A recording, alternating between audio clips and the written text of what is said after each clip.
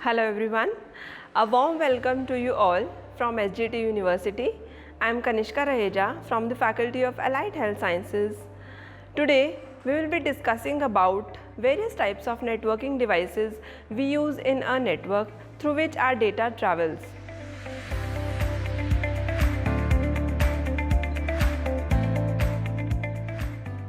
The devices which we discussed in the previous lecture are used to exchange the data within a local area network. They are not used to send or transmit the data outside the local area network. To exchange data outside their own network, a device needs to be able to read IP addresses. These devices cannot read IP addresses, therefore the router comes in. Let's have a look what the router is. A router is a network layer device that forwards the data from one network to another based on their IP addresses. Router normally connect LANs and WANs together and have a dynamically updating routing table based on which they make decisions on routing the data packets. When the data packet is received by the router inspects the IP addresses and determines whether the data packet is meant for its own network or other data network. If it is for its own network, it receives it, and if does not, it forwards the data to the another network.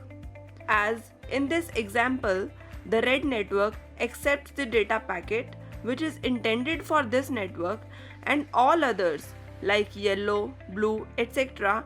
are being forwarded to another network because their IP addresses are not meant for this network. Let's discuss one more example. Suppose computers in red network wants to send data to the other computer in blue network. Data packets has to leave its own network and go out through the internet by looking the IP addresses. Router forward the data to the blue network and then to the intended destination computer. This is how router works. In short, we can say that hubs and switches are used to create networks, but routers are used to connect the networks. Routers have certain advantages like it provides connection between different network architectures such as Ethernet and token ring, etc. It can choose best path across the internetwork using dynamic routing algorithms. Next one is it can reduce network traffic by creating collision domains and also by creating broadcast domains. It provides sophisticated routing, flow control, and traffic isolation. They are configurable, which allows the network manager to make policy based on routing decisions. Apart from certain advantages, they have certain disadvantages as well, which include they operate based on their routable network protocols. They are expensive compared to other network devices. Dynamic router communications can cause additional network overhead. This results into less bandwidth for user data. They are slower as they need to analyze data from layer 1 through layer 3 of the OSI model. They require considerable amount of initial configurations. They are protocol dependent devices which must understand the protocol they are forwarding. Next one is the gateway. As the name suggests, is a passage to connect two networks together that may work upon different networking models. Gateway basically acts as a gate between two networks. It may be a router, firewall, server, or other device that enables traffic to flow in or out of the network. Let's discuss more about this with an example. Like in this scenario, network 1 is assigned with the address 10.0.0.0 and network 2 is assigned with the IP address 20.0.0.0. As they are two different networks, they cannot communicate with each other. So, we use centralized device called a router. Whenever one device sends data from one to the another network, it will go through this device. Here, router acts as a gateway. Now, here the question comes that if this device acts as a gateway, then what is the use of a gateway device? Router can communicate between two different networks using the same protocol. On the other hand, a gateway is a network node that connects two networks using different protocols together. For these reasons, gateways are also called protocol converters and can operate at any network layer. Gateways are generally more complex than switch or routers. Apart from the router and gateways, now let us discuss about what the modem is. A modem is what brings the internet into your home or business. A modem stands for modulator and demodulator. It is a device that enables a computer to transmit data over telephone lines or cable lines. Computer information is stored digitally, but information transmitted over telephone lines is transmitted in the form of analog waves. A modem converts between these two forms. Modem demodulates the incoming analog signals into digital signal so that a computer understands it, and it modulates outgoing digital signals into an analog signal. There are different types of modems. Two of the most common types are cable and DSL modem.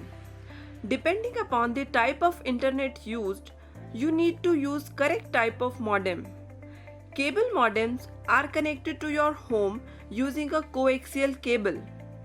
Cables are provided by the company that provides you the cable television, and DSL modems are connected typically over phone line. A modem router device is a built-in wireless router in one device. What the access points are? Let us discuss about this. It relays data between wired network and wireless devices.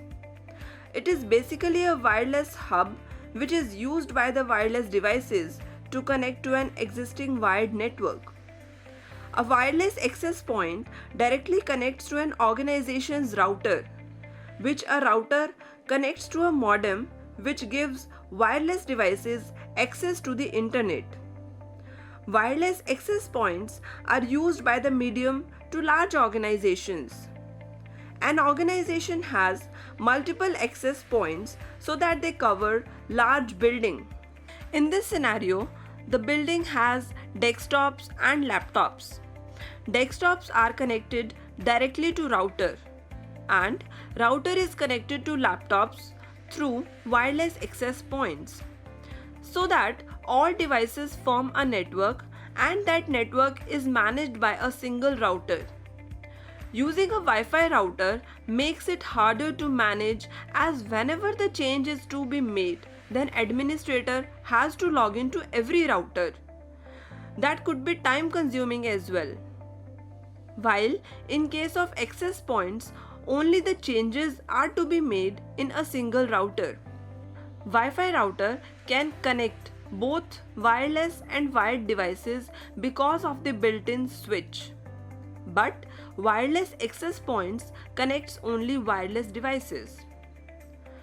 Last one, which is yet to be discussed, is network interface card.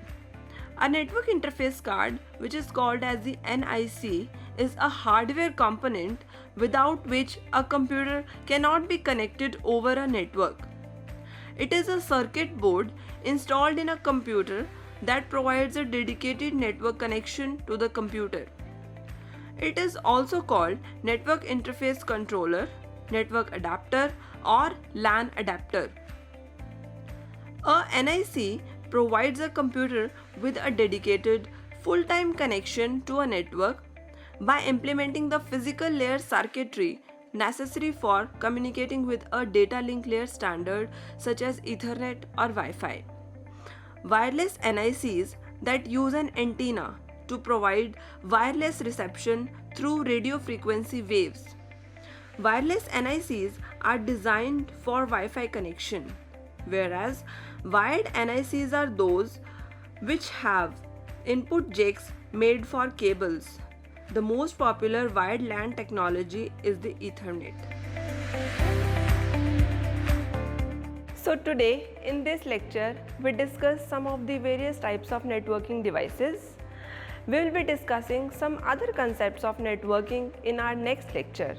Till then, keep learning, keep growing, stay safe, stay home. Thank you.